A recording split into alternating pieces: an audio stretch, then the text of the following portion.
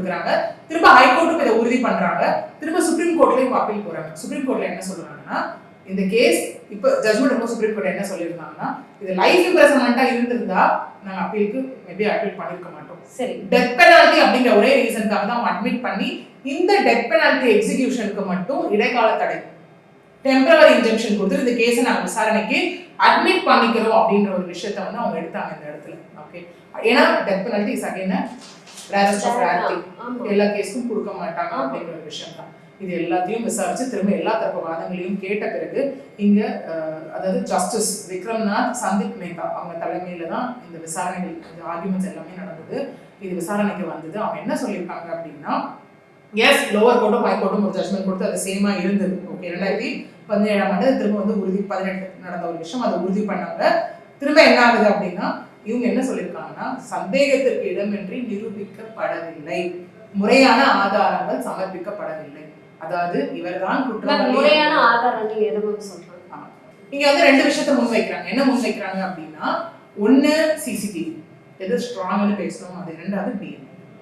Okay, என்ன சொல்றாங்க, DNA சோதனை ஒத்து போகவில்லை, சிசிடிவி ஆதாரங்கள் போதுமானதாக இல்லை. அதாவது சிசிடிவில போயிட்டு வர்றது இருக்கு, தஷ்வந்த் அப்படிங்கிற ப்ராப்பரான ஒரு ஃபீச்சர் அந்த இடத்துல ரெஜிஸ்டர் ஆகலைன்றது ஒண்ணு. இன்னொன்னு சொல்லப்படுது, தஷ்வந்த் அந்த இருந்த இடத்துல இருந்து செமன் அப்படி எல்லாமே கலெக்ட் பண்ணப்பட்டது, அந்த மாதிரியான விஷயங்கள். ஸோ இந்த டிஎன்ஏ ஒத்து போல அப்படிங்கிற விஷயமும் இருக்கு. இப்போ திரும்ப திரும்ப இந்த கேஸ்லையும் சுப்ரீம் கோர்ட் அவர்கள் வந்து காவல்துறையை தான் இந்த இடத்துல சாடியிருக்காங்க. காவல்துறை போதுமான ஒரு ப்ராப்பர் எவிடன்சஸை கேதர் பண்ண தவறிடுச்சு அப்படிங்கிற மாதிரியான விஷயங்களும் இங்கே சுப்ரீம் கோர்ட்டால திரும்ப ரெஜிஸ்டர் பண்ணப்பட்டிருக்கு. இதன் அடிப்படையில் தான் தஷ்வந்த் வந்து இவர் தான் குற்றவாளி என்பதை நிரூபிக்க போதுமான ஆதாரங்கள் இல்லை என்ற அடிப்படையில் விடுதலை, அதாவது தூக்கு தண்டனை ரத்து, உடனடி விடுதலை அப்படிங்கிற ஒரு விஷயம் இங்க சொல்லப்பட்டிருக்கு. இப்ப விடுதலை பண்ணிட்டாங்க. இது ஒரு நார்மலான ஒரு பீப்புளா இருந்து கேட்கிறேன். விடுதலை பண்ணிட்டாங்க. விடுதலை பண்ணினாலும் இவர் குற்றவாளி அப்படிங்கிறது எல்லா மக்களுக்குமே தெரியும். ஏன்னா வந்துட்டு இந்த விஷயம் யாராலும் மறக்கப்பட முடியாத ஒரு விஷயம்.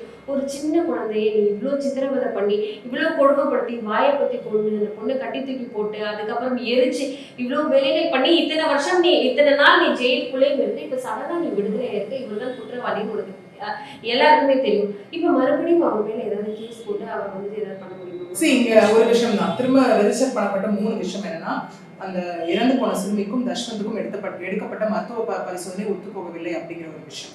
ரெண்டாவது, தஷ்வந்த் சந்தேகத்தின் அடிப்படையில் தஷ்வந்திற்கு மரண தண்டனை விதிக்கப்பட்டது ஏற்புடையதல்ல அப்படிங்கிற ஒரு விஷயம், ஏற்கப்பட முடியாத ஒரு விஷயம் அப்படி